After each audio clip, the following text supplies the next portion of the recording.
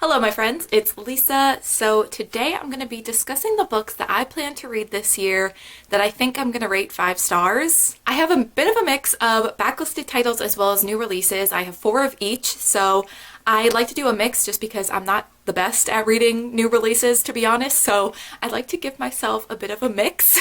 And something that I'm going to do differently this year, instead of just doing a video at the end of the year, kind of going through the books that I predicted and seeing if I was right, I think what I'm going to do instead is do some reading vlogs throughout the year, reading these books, so I can kind of give you my thoughts more so in the moment of when I've read them, but that'll be really fun, I think, to do throughout the year. But let's just get into the kind of 5-star predictions that I have. I think what I'm going to do is start with the 4 2022 releases that I am predicting will be 5 stars. So the first one I have on my list is The Paris Apartment by Lucy Foley. I don't know. This one is a little bit questionable. So very briefly, this book is following this girl who goes to stay with her brother who has an apartment in Paris. And when she gets there, not only is she kind of questioning how her brother is affording such a nice apartment, there's just a lot of questions surrounding that, but he's also missing, and I think a lot of the neighbors are kind of suspicious. So I think this book is her trying to figure out what happened to her brother and kind of the mystery surrounding this apartment. So this might be a bit of a risky choice simply because it is a mystery thriller, and typically with that genre, I feel like I haven't read very many, but I've given a lot of them very middle of the road ratings. Oh, hey, Sam. All right, we have a furry friend in the background. Ignore him or pay more attention to him than to me. I wouldn't blame you. But yeah, I typically give a lot of thrillers kind of like that 3-star, very average rating. I don't have that many that I've really enjoyed, but one of the ones that I have enjoyed and have given 5 stars was from this author.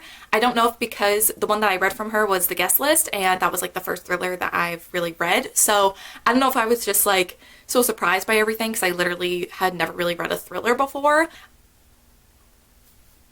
I promise my house isn't haunted. Sam just opened that door. But I am thinking that maybe because I've read a thriller from this author before, I might enjoy another one. So that's kind of my thinking. We'll see if I'm right. We'll see if this continues on with the thriller curse that I have where I give them all like 3 stars. But I thought maybe if there was one that I would like, it might be from an author that I've read from before. So this is my first 5-star prediction. We will see if I end up liking it. The next book I'm putting on this list is All My Rage by Samba Tahir, and this is one that I feel like I'm not really taking much of a gamble with. I just recently read the description of this book for my anticipated releases video, but it just feels very generally like it's going to be a very character-driven story. It doesn't feel like there's going to be much of a plot, if that makes sense. It says that it's a YA novel about family and forgiveness, love and loss, and it also is, I think, a multi-generational story, which I think is really interesting. I have read a few books in the past where it's following kind of this one family through multiple generations. I've also read a lot of books that are more character driven, and that does tend to be my preference. So I feel like this is a good mix of things that I'm going to enjoy, plus it's Samba Tahir, so therefore it's going to be amazing.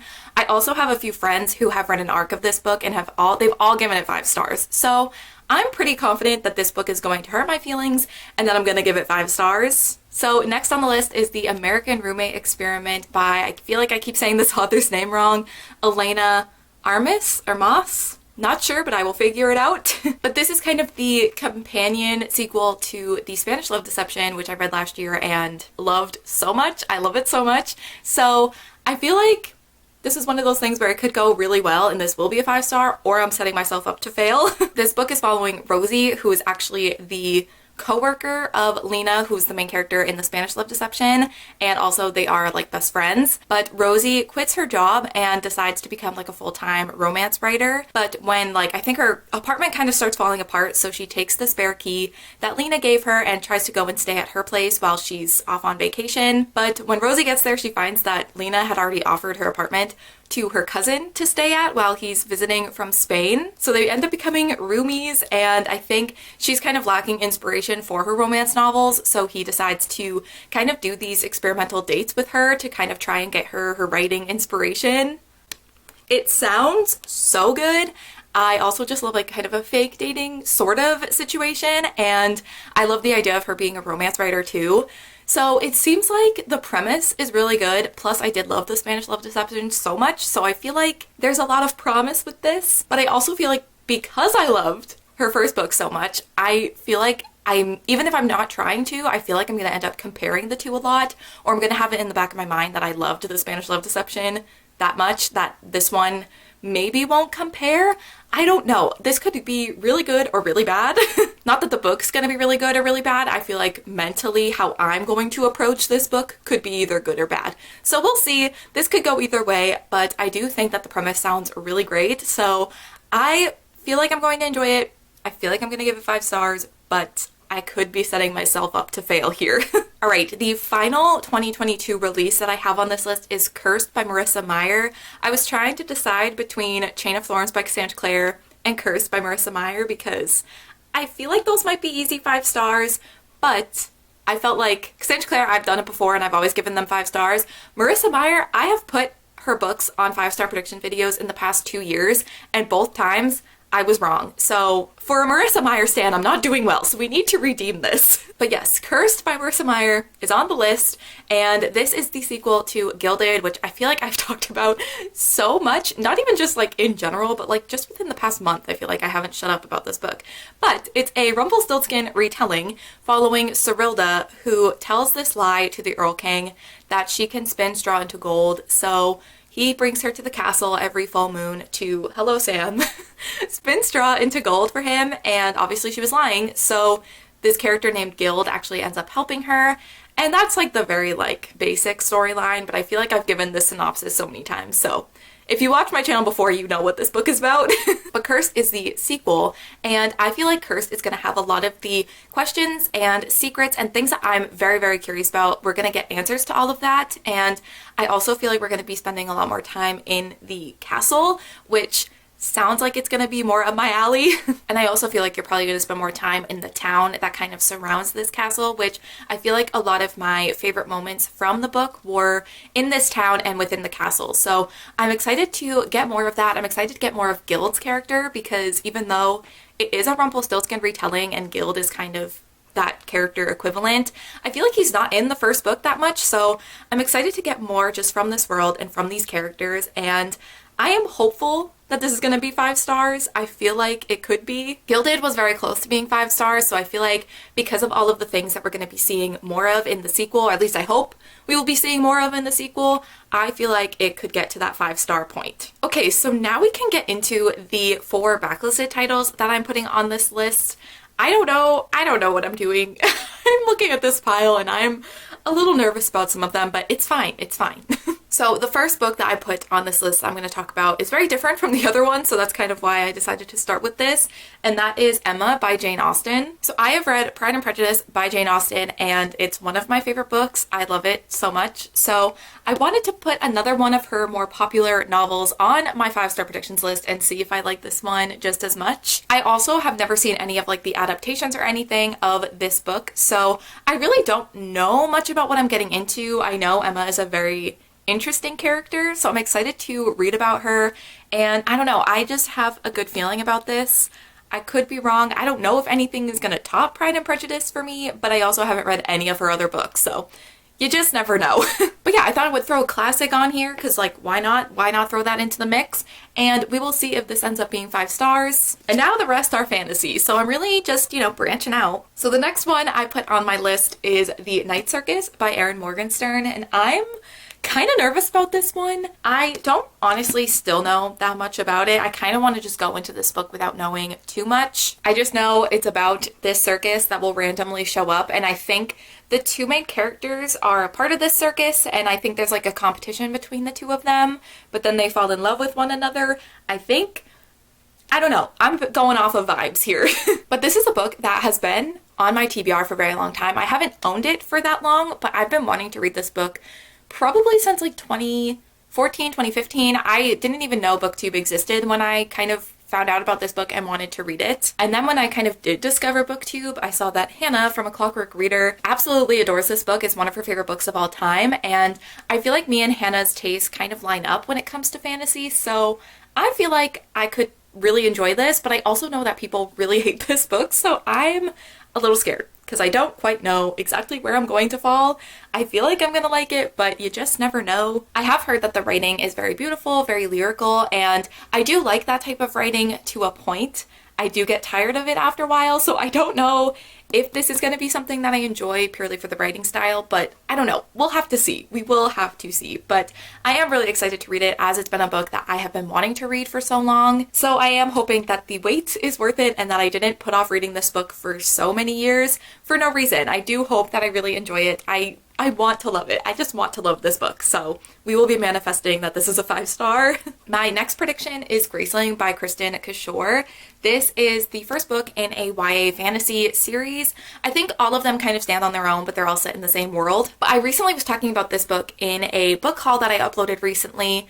And even though like I've had an interest in this book for a really long time, and I think I knew the synopsis of it back when I first originally got interested in it, I think I kind of forgot what it was about until I read the description for that book haul and I went, oh, I feel like I'm really gonna like this. So this is following a girl who is a Graceling, which means she has these like special abilities and these powers, and she's also the niece of the king. So one night at like a royal banquet or something, she ends up showing what her powers are to everyone, and it's that she can kill a man basically with her bare hands. So she is kind of hired to go around the kingdom and basically threaten anyone who kind of wants to go against the king. And that's all I really know. I know that it's also, I think, very romance heavy. I think these books are very much like fantasy romance kind of vibes. So I'm really excited about it. I obviously, like I said, like knew the synopsis when I first got interested in this book, but I think just over time, even though my interest in it was still there, I kind of forgot exactly what it was about. And then when I read the description more recently, I was like, oh shoot, I think I'm gonna like this a lot. So I decided to add this onto the list. This originally was not the book that I had on this list, but I decided to switch it out because I feel like this could be 5 stars. Obviously, that's why I'm talking about it in this video. Hello. All right, and the final book on my list, I contemplated changing out as well, but I've decided to keep it on because I'm very intrigued by it and I want to see if it'll be 5 stars, and that is The Atlas 6 by Olivia Blake. This is a book that I think has gotten really popular because of Book Talk, and I'm not here to slander Book Talk, but some of their recommendations are a little questionable, but they also recommended The Spanish Love Deception, so I don't know. And I feel like I've seen people like really love this book, give it 5 stars, it's their new favorite thing, but then I've also seen people really hate it and give it 1 star, like my friend Casey. She gave it 1 star, so that has me a little concerned. But from what I know about this book, it's following these characters that I think compete in this like magical competition to kind of be a part of this society at this academy, I think, and not every one of them will make it. So I'm really intrigued by the concept of like a magical competition. I do like reading about competitions in books, so I feel like magical competition kind of set at an academy, and also I've heard that this book is very character driven, which, like I said earlier, is definitely my preference. I find for me personally, being connected to the characters is really important, and I feel like a lot of my favorite books are books where I love the characters, so I feel like this is everything I could want, but I have heard some really not great things about this book, so I don't know. I'm really scared because Casey gave it 1 star. That's really what's throwing me off. But me and Casey don't always. Sometimes we're on the same page, but sometimes we are not at all. So who knows? I could give it 5 stars. She could give it 1 star. We don't know. That's why I've decided to keep it on the list, because I feel like this will be really interesting to read and see. I don't know if I'm gonna like it. I don't know if it's gonna be the 5 star that I originally thought it was going to be. I was confident until I saw Casey give it 1 star. So we'll just have to wait and see. I feel like the vlog where I read this will be very, very interesting. So excited to read it still, but definitely nervous that I'm gonna be wrong.